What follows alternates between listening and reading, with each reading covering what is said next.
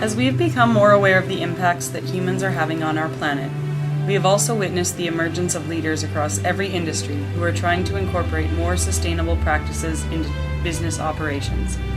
Tourism is one of these industries. Sustainable tourism is defined as tourism that actively fosters appreciation and stewardship of the natural, cultural, and historic resources and special places by local residents, the tourism industry, governments, and visitors. It is tourism which is viable over the long term because it results in a net benefit for the social, economic, natural, and cultural environments of the area in which it takes place. There is a strong case for tourism operators to become more sustainable. Many visitors are attracted to destinations like British Columbia to experience natural and cultural attractions. It is therefore important to ensure these resources remain healthy, clean, and vibrant for future generations. Even though tourism is not an extraction industry, it still has impacts on the environment. For example, the very essence of travel, whether by plane, car, or other motorized vehicle, produces carbon. Each tourism venue generates additional impacts in the way it operates. For example, heat, water, electricity, and food can all be provided in different ways, and the choices operators make can result in varying levels of sustainability. Early adopters of sustainable tourism practices have important messages to share. By listening to what they have learned, we can further our combined efforts on sustainable tourism throughout the province. I guess you could say sustainability is about balance, because that's what nature tries to do. It's, always trying to balance each other. And the great misconception is that you have to give up something in lifestyle terms to do this. You don't. You don't give up anything. We have high-speed internet, we have a dishwasher, we have blenders and all kinds of junk. 500 channels. Yeah, we have satellite television. You don't have to give up anything. You just have to think about it slightly differently. Tourism is a movement, and people have to go to places to do tourism, and in that you're using whatever airplane fuel or driving. I think it's pretty much hard to actually be completely eco, but if I can make this place as good as possible, and the people, that's up to them what to do on their way. Yes, we did, as part of our exploration of how sustainable are we really, and once you bring in the whole carbon thing, it's like a more global responsibility. The core of sustainability is about preserving our tourism resources for the future. Regardless of what practices a tourism operator adopts, a sustainability initiative must make sense economically, socially, and environmentally. Operators pursue sustainability for many different reasons. Well, we have 7,000 acres in a very unique location, right next to the city of Fernie over here, and Fernie Alpine Resort Ski Resort. This 7,000 acres encompasses the entire Cedar Valley, or almost the entire Cedar Valley. We look at it as an incredible resource, a tourism resource, something that if you were to go in and overdevelop or develop in a less than sensitive fashion, you would degrade the product of tourism. And so our goal is to maintain the integrity of the Cedar Valley while still developing tourism within it. Environmentalism is nice, but the thing is, it has to have a business practicality to it too. I've always wanted to see higher fuel prices because I've, thought, oh great, higher fuel prices, people will drive less, use less gas, that's global warming, great. But it definitely hurts. It's not a question of being cheap, it's that when you become aware of all these things, you just start behaving differently. You kind of feel guilty if you, I don't know how you are, but I feel guilty now. If I leave my truck idling for 10 minutes, I feel guilty. I don't feel good about it. And it's nothing to do with the amount of cost and cents. It's to do with the fact that it's just wasteful. All this junk is going into the environment for nothing.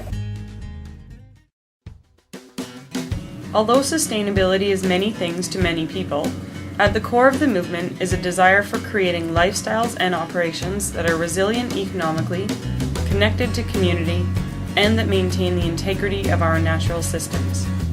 Innovations can be as diverse as sourcing food, green building design, community development, regional inter-industry partnerships, heritage preservation, and adoption of new technology. Through tourism, operators can also educate visitors about the goals of sustainability and share ways people can live in harmony with our planet. And once people catch on to what we're trying to do, the cooperation is fantastic. And it even though it sounds like they're taking a step backwards, sort of technologically or from a convenience point of view, what we're finding is the effect is the opposite with our guests. That they want to help. They enjoy participating this way. Many of them have written us afterwards and said they've gone home and made some of those changes at home. They realize what they're here for and they're learning about it, and I think their perception, they go away with a better perception of the whole idea of healthy living and the lifestyle. But more able to contribute to the community, and it just becomes a domino effect as the whole. There's an assumption that because we're a business, we're rolling in money, and the company has been anything but that. So we'd like to actually start rolling in money so we can make bigger local differences. It works because the people sitting at the table want it to work. They understand what Waikanis is all about. They get the protection. They get the long-term commitment. It works because they get it. Organics is the future. It's the sustainable, it's responsible, and I think that using chemically compromised industries is a dead end. Pursuing sustainability may seem daunting at first, but the good news is that today more knowledge exists on the subject, and that knowledge is more accessible than ever before. If you want to take an inefficient system and make it into an efficient system, the way to do it first is to cut your usage. Right. It's more cost efficient and it's easier. The way that people tend to do it is they say, oh, I need a 50 kilowatt system. You don't need a 50 kilowatt system if you can cut your usage down by half in the first place. Now if we put in a solar system, it would cost us about $15,000. If we'd have put one in when we first got here with that system, it would have cost us $60,000 or $70,000. Right. Yeah. It doesn't make sense to do it that way. Our development plans are along the same sort of vein. Currently the zoning is at over 350 units that we could develop in here, and we don't believe that to be of a sustainable nature. So what we'd like to do is, what we are planning to do is to down zone that to something that we feel will maintain the valley as it is. What could we do different so that it would have a less carbon footprint? And the way we are working at it is everybody has an accounting system, so you can track dollars and cents, but almost nobody has a carbon accounting system. Right. And as much as you might think that that's an extra kind of add-on and it's too much, if we're serious, it has to be done. Here are a few suggestions to help operators adopt sustainable tourism practices. 1. Look for helpful resources. One useful tool to consult in your research is the Green Your Business Toolkit for Tourism. This easy-to-use guide breaks down ways to green businesses by tourism sector, by business function, and by areas of need. It is loaded with case studies from across Canada and is the most accessible and comprehensive source available to Canadian operators. 2. Conduct a self-assessment. Take stock of your current practices so you know where to target first. Knowing where you are today will help you decide where you want to be in the future. Start with simple ideas first. This builds confidence and commitment to your goals. There is no best way to be sustainable, but there are many options. 4. Set some concrete goals and commit to sustainability. Consider developing a code of ethics for your business and communicate your goals to others publicly. 5. Ask your staff for suggestions. New practices depend on the ownership and commitment of everyone in the organization, so be open to suggestions on how you can achieve this new goal. 6. Measure your performance. This can help you determine the return on investments for any purchases you make, and it can also be used to document accountability on sustainability efforts. 7. Learn about what others in the business are doing and build on their successes.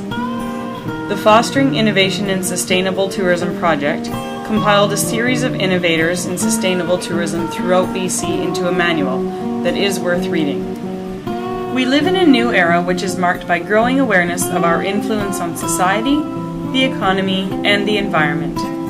Those involved in providing tourism experiences are reflecting on these realities, and many are stepping forward to lead the way by adopting more sustainable practices into their business operations.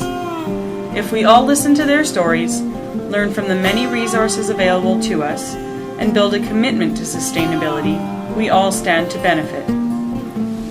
BC has what it takes to be a leader in sustainable tourism, but success depends on the adoption of practices at the business level.